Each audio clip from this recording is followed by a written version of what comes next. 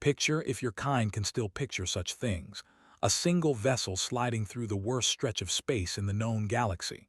The Marin Drift, we called it then.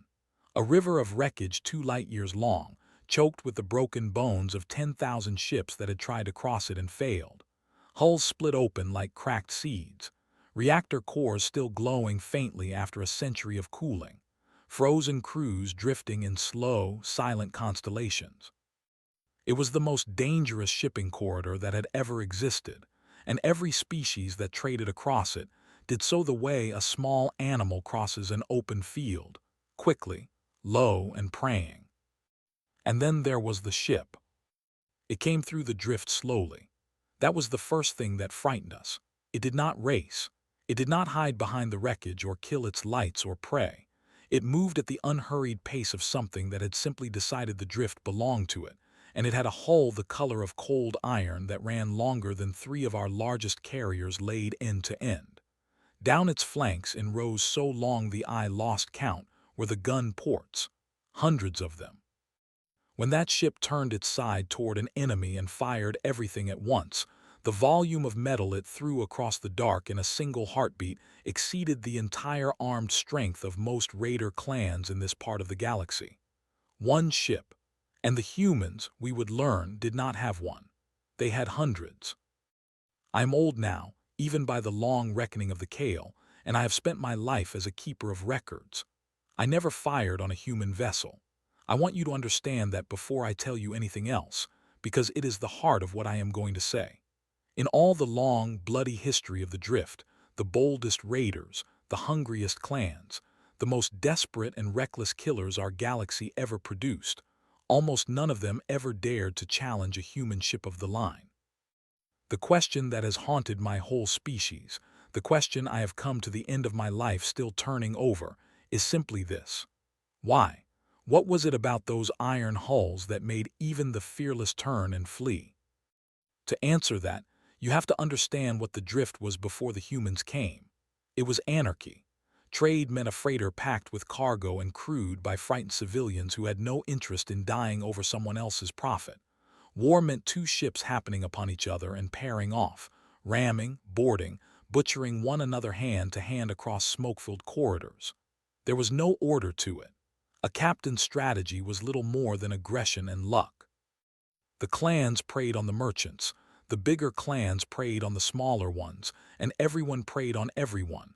And the wreckage of all that preying is what built the Drift into the graveyard it became. It was chaos with engines bolted to it. And into that chaos, almost without our noticing, the humans arrived with an idea that would change the dark forever. The idea was discipline, and it began with a word the humans borrowed from their own oceans, from an age when they crossed water in vessels of wood and cloth. They called it the line. Until then, every fleet in the galaxy fought the way the Drift had always fought, as a swarm. Ships scattered, each captain chasing his own glory, each gun firing at whatever drifted into view. The humans looked at that and saw waste.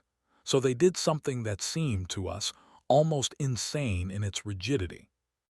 They lined their warships up nose to tail in a single unbroken column that could stretch for thousands of kilometers across the black, each ship holding its exact place, and then they turned that entire column's guns toward the enemy and fired in sequence.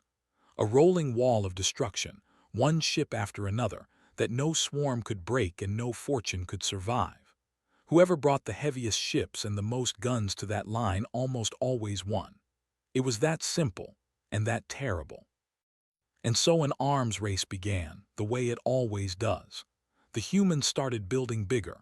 They graded their warships into a strict order of rank, and that order told you everything about where a ship stood and what it could do. At the bottom were the light, fast hunters that ran down merchants and scouted the dark. Above them, the heavier escorts. And at the top, the only ships strong enough to stand in the line of battle and trade fire with their own kind without being shattered, those they called the ships of the line. To stand in that line, a vessel had to carry guns enough and armor enough to give as good as it got, hour after hour, while metal screamed past it in both directions. Anything weaker simply died. And so the ships grew and grew, until the smallest ship worthy of the line was a thing that could have flattened a city, and the largest were beyond anything the galaxy had imagined. We cataloged all of this, my people. We are archivists. It is what we do.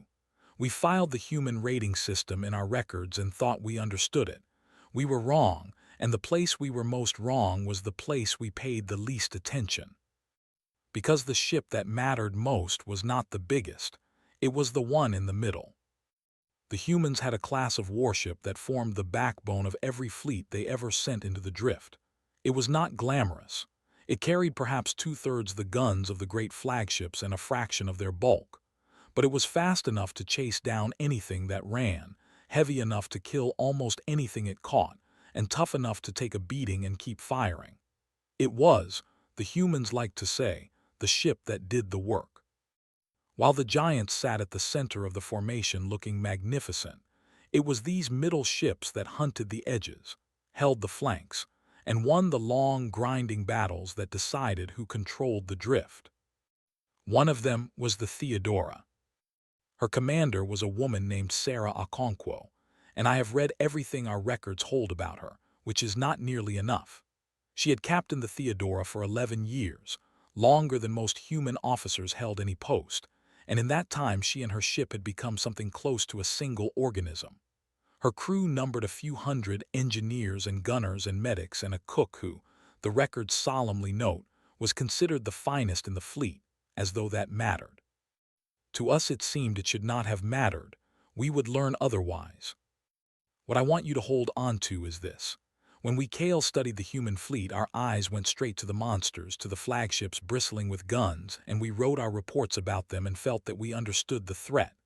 We mentioned ships like the Theodora only in passing, a middle ship, a workhorse, common, unremarkable. We noted her and moved on. Remember that we did this. Remember how easily we looked past her. Because by the end of this account, you will understand that we had been staring at the wrong ship the entire time. But first the monster, because there was one. And it deserves its name. She was called the Ulysses, and she was the most famous warship humanity ever built. Her hull ran longer than a small moon's diameter felt like it should, and she massed more than any vessel that had ever moved under her own power in the drift. Her construction had consumed the output of 3 industrial worlds for the better part of a decade. She carried her heaviest guns low along her belly, the kind that could punch through any armor ever forged, and rank upon rank of lighter weapons above them. And at her prow too short, brutal cannons that did not fire far but at close range could erase another ship from existence. When the Ulysses fired everything she had down one flank, the combined weight of metal she threw was a number our analysts checked 3 times because they did not believe it the first 2. A single broadside from that ship could open an enemy hull from end to end, kill her crew, and silence her guns in the time it takes to draw a breath. And here is the detail my people never understood, the first thread of a thing that runs all the way through this story. The humans had named her after a man, a dead man. They did this with all their warships. They gave them the names of heroes, of mothers, of the fallen, and then they spoke of those ships as though the ships were alive. She is fast, they would say. She is unlucky. She is tired today. We thought it was a sickness of the mind, this insistence on treating a weapon as a person. The Ulysses in particular, the crews believed, was unlucky. An earlier ship of that name had been lost in the drift with every soul aboard, swallowed by the wreckage and never found, and so the new Ulysses carried the weight of a cursed name. Hardened killers, soldiers who would charge a wall of fire without flinching, would touch the hull and mutter to it before a battle. We filed this under superstition and thought no more of it. We were fools, and I will come back to why. But for all her terror, the Ulysses had a weakness, and the humans knew it better than we did. She was slow. She was vast and proud and slow, and in a real fight in the churn and chaos of close battle, that slowness could kill her. Her admirals knew this. They kept her at the center of the line as a fortress and a symbol, but the war itself, the chasing, the catching, the killing, that was the work of the middle ships. The biggest hull was the most frightening to look at. It was almost never the one that decided the battle. We had it exactly backwards. To build such a thing took an effort that bordered on madness. A single human ship of the line took years to construct, 3, 4, sometimes 6, from the laying of the keel to the day she first moved. The hull alone required materials that had to be grown, layer on layer, in orbital forges the size of small worlds, because nothing cast in a single piece could survive what these ships were built to endure. Specific alloys for specific stresses. The spine of a great ship had to flex without breaking, the armor had to shatter incoming fire without shattering itself, and finding and forging and fitting every piece to the precise shape it needed was a logistical nightmare that consumed the wealth of entire star systems. The humans stripped asteroid belts bare. They burned the output of whole worlds. They spent fortunes so vast that, our records show, the human navy cost more to maintain than every other branch of their government combined, for generation after generation. We could not comprehend it, a species pouring that much of its blood and treasure into instruments whose only purpose was to break other instruments. We are a careful people, the Kale. We measure, we conserve, we survive by never spending more than we must. And here was a young species spending everything, beggaring itself, to build floating fortresses that would patrol a graveyard. We wrote in our reports that it was irrational, unsustainable. A civilization that would surely collapse under the weight of its own arsenal. It did not collapse, and in time I came to understand that we had misread the spending the way we had misread everything else. The humans were not buying ships. They were buying something a ship is only the shape of, but I am getting ahead of myself. Because for all their terror and all their cost, these ships were wretched places to live. This is the part that disturbed us most, when our agents finally walked the corridors of a human warship under flag of truce and reported back what they had seen. The crews lived packed into spaces barely large enough to turn around in. They slept in stacked berths with less room than a Kale allots to its smallest child. The air was thick and recycled and stale, heavy with the smell of too many bodies and machine oil, and the faint constant tang of the coolant that kept the reactors from cooking everyone alive. On the long patrols, months at a time without resupply, the food turned to paste and ration bars, and a stubborn human drink that the crews defended with a loyalty all out of proportion to its quality. Sickness moved through the close decks faster than any enemy. Boredom rotted the mind. Discipline was iron, and the punishments for breaking it were severe. By every measure we knew, life aboard a human ship of the line was misery. And here is the thing we could not square, the paradox that kept our analysts awake. The humans volunteered for it. Not all of them, some were sent, some had nowhere else to go, but a great many of them chose that life. Chose the close dark and the bad food and the iron discipline, and the very real chance of dying in a fire 10 light years from anyone who loved them. They chose it and they stayed for years, for decades, returning to the same ships and the same crews until those crews became, the records say again and again, something the humans called family. We had a word for a group bound by blood and obligation. We did not have a word for a group bound by choice to share misery and danger until death. We had to borrow theirs. I tell you this because you cannot understand what happened in the drift without it. You cannot understand the line, or the dread, or the reason no raider dared, unless you first understand that the humans who crewed those guns were not conscripts counting the days. They were people who had decided freely that they would die before they would fail the person at the next station over. Hold that. It is the whole answer, dressed in armor. Now I am going to do something my people are not supposed to do. I am going to ask you to stand where I never stood. Come down with me into the gun deck of a human ship of the line, in the moment before a battle, and feel it. You are at your station. The crew around you is a thing you know better than your own family. You can tell each of them by the sound of their breathing in the dark. The gun in front of you is older than you are. Its name is scratched into the housing by hands long dead. Through the port you can see the enemy now, close, closer than seems possible, near enough that you can make out the shapes of their hulls against the wreck light of the drift. Your mouth is dry. Your hands are not shaking, because you have done this 1,000 times in drill until the fear lives in your gut but never reaches your fingers. The order comes, you move. You do not think. The crew is a single machine and you are one of its hands. The charge goes in, the round behind it, the breech seals, the gun captain's eyes are everywhere at once. The ship rolls under you as it maneuvers, and you ride the roll the way you have learned to, timing everything to the rhythm of the hull. The captain's hand drops. The gun fires, and the whole deck slams with the force of it, and the gun recoils against its mounts with enough violence to crush anyone who forgot where to stand. Smoke and the smell of scorched metal.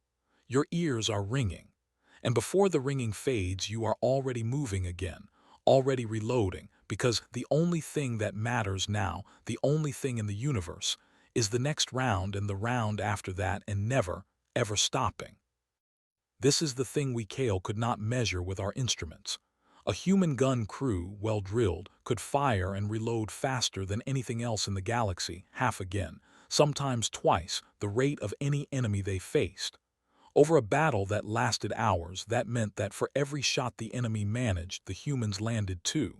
It does not sound like much. It is everything. It is the difference between a fight and a slaughter. And the terrifying part, the part that finally made me understand, was that the speed had nothing to do with the gun. Any species could build the gun. The speed was in the hands working it, and the hands were fast because the people they belonged to had decided that slowing down meant letting the others die. The weapon was never the weapon. The crew was the weapon. We had been counting gun ports our entire history, and we had been counting the wrong thing. And then came the day someone tried. The Atresk were a raider people, and they believed, as so many young and hungry species believe, that numbers were the only truth. They swarmed. Where the humans built a few great ships and crewed them with the best of their kind, the Atresk built thousands of small ones and crewed them with whoever was desperate enough to climb aboard. For years they had watched the human line cross the drift and they had stayed away, as everyone stayed away. But the Atresk were not wise, and their war leaders convinced them of a simple and seductive arithmetic. The humans had power, yes, but the humans were few, and no fortress, however terrible, could fire in all directions at once. If enough ships came at the line from enough angles, the math could not lose, could it? So they gathered a fleet such as the drift had never seen. By the human reckoning afterward, the Atresk brought more than 4 ships for every one the humans had, and they came for the human formation as it crossed the drift near a star the records simply call the threshold.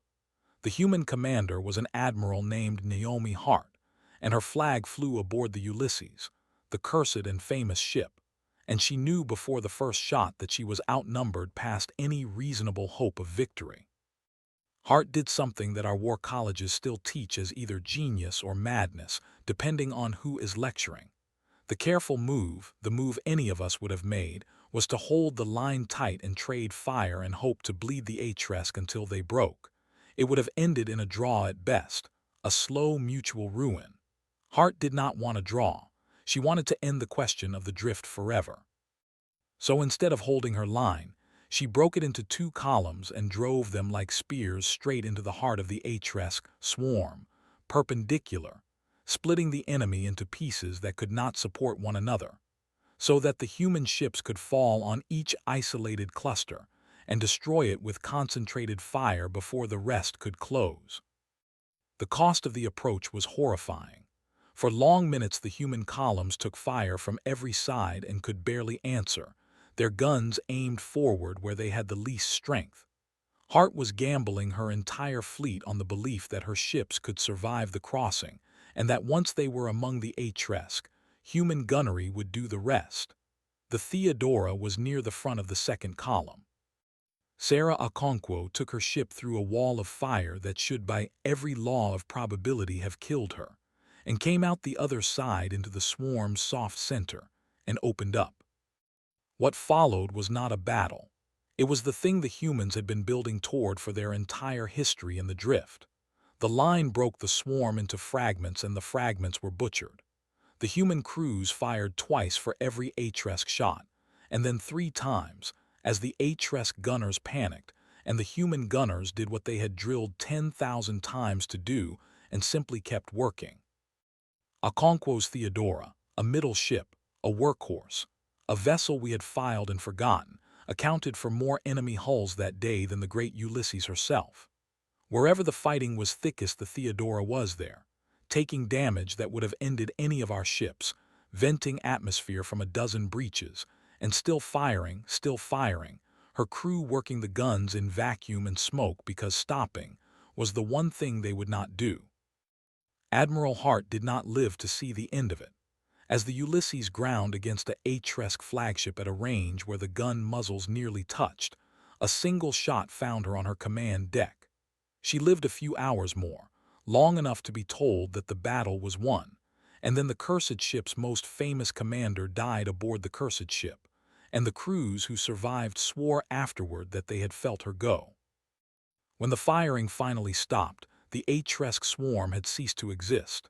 Their fleet, 4 times the human strength, was wreckage joining all the other wreckage of the drift, and the humans, who should by every calculation we could run have been annihilated, had not lost a single ship. Not one.